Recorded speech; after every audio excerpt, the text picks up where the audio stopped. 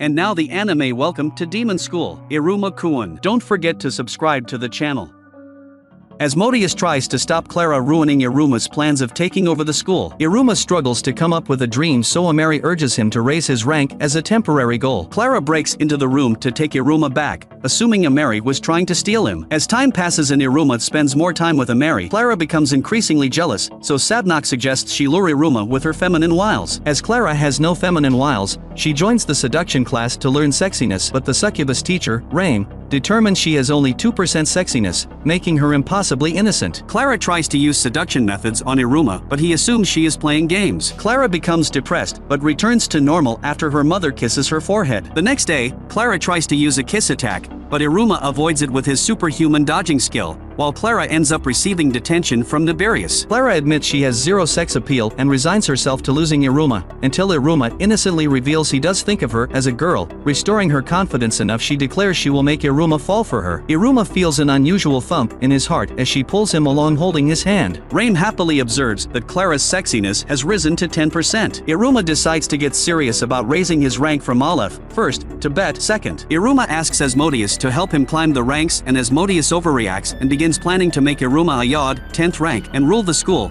though Iruma assures him he would be content with making it to Bet. Asmodeus agrees, assuming Iruma has a complicated reason for becoming a Bet, and explains the best way is to score well on an upcoming rank promotion exam based on execution cannonball, a dangerous competition similar to human dodgeball. Iruma assumes he will do well with his ability to avoid danger until he realizes the other students are allowed to use their demonic powers. He asks Sullivan for training and learns he can use his ring to use magic during the exam, but Iruma decides he wants to compete with his own power and not magic borrowed from Sullivan. Sullivan strengthens Iruma's hands to give him a fair chance, then leaves the physical training to Opera. Iruma struggles to catch the ball as his instinct is still to dodge, but he refuses to give up and even gets help from Asmodeus and Clara. After a week, he still cannot catch the ball, but Opera assures Sullivan Iruma is definitely having fun. Eventually, Iruma manages to catch the ball and Opera informs Sullivan Iruma is ready to take the exam. The day of the exam arrives. Nibirius explains their ranks will be increased based on the opponents they defeat, but only if they are on the winning team. Asmodeus is assigned to a different team from Iruma, but decides to help him. The exam is instant chaos as Iruma's classmates use their powers, while Clara floods the court with multiple balls. Iruma manages to catch the real ball, only to realize he never learned how to throw it. Sabnok, irritated that Asmodeus appears to be daydreaming, tries to strike him, but Asmodeus strikes Sabnok out instead. Asmodeus continues to strike players out without thinking, until only he and Iruma remain. Asmodeus is put in a tight spot. If he lets Iruma win, he would be helping Iruma gain a rank, but also undermine all his hard work. After a moment of hesitation, he decides to throw with his whole power. Ameri arrives to watch the exam for herself. Iruma overcomes his fear and catches the powerful throw,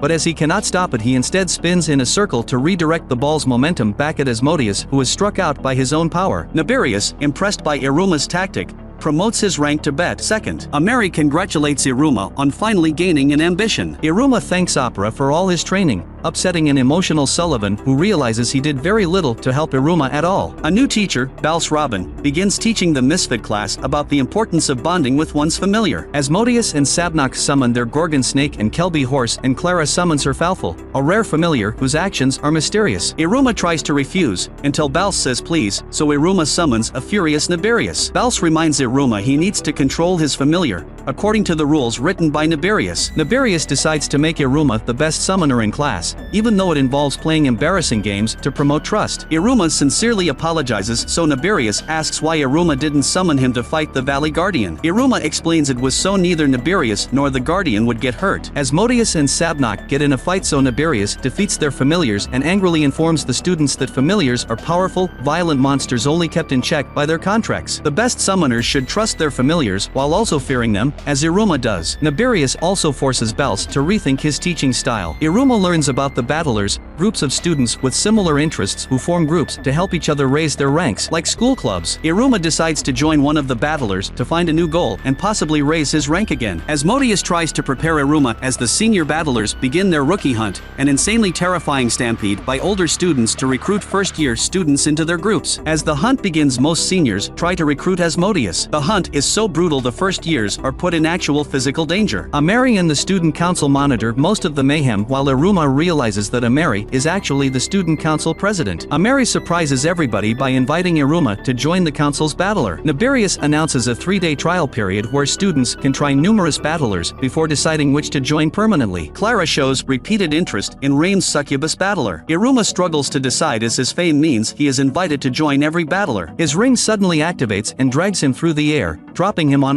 Kirio, the recruiter for the magical apparatus battler, whose necklace is made from the same metal as the ring. Iruma visits several battlers, most of which are dangerous in some way and unsuitable. Sullivan alters Iruma's ring so he can choose the level of magic he wants to use, devil, demon, or ifrit, and a level for emergencies only, Pandarula. After testing the ring at the execution cannonball battler, Immerse texts Iruma, reminding him to visit the council battler before the trial period is over. Iruma is caught up in an explosion caused by one of Kirio's apparatus. The council members are confused over Immerse's sudden enthusiasm for battler recruitment. Iruma texts her that he won't be able to visit the council after Kirio's explosion, but Immerse believes finding out she is the council president has scared him away. Kirio explains that he researches and creates magic items, but his magic power is so weak he cannot use the items he creates. His goal is to allow weaker demons to stand up to the higher level demons that mistreat them. Iruma decides to join his battler and he is followed by Clara and Asmodeus. Iruma does later visit the student council, to Immerse's delight,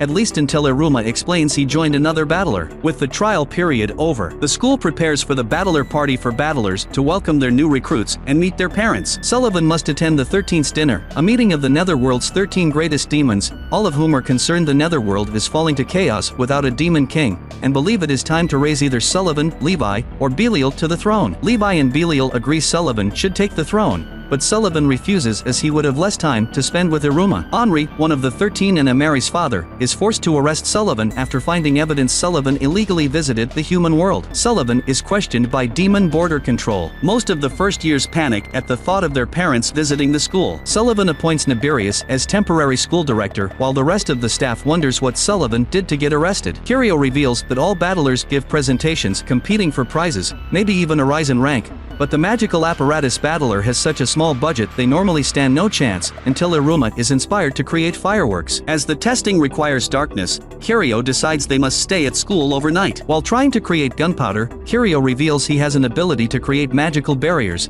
the only reason he survives so many explosions. Iruma asks Immerse to loan him one of her mangas so Kirio can see what a firework should look like, but she refuses, at least until she realizes she would get to see real fireworks. After they successfully create fireworks, they exhaust themselves with a pillow fight, utilizing Iruma's dodge ability and Kirio's barriers. Kirio is later contacted by a powerful demon named Ball that can use lightning magic, revealing he is the reason Sullivan has been arrested and he has been plotting with Kirio to create a machine to destroy the school. Thank you for watching. Do not forget to subscribe to the channel because it is very important for the development of the channel.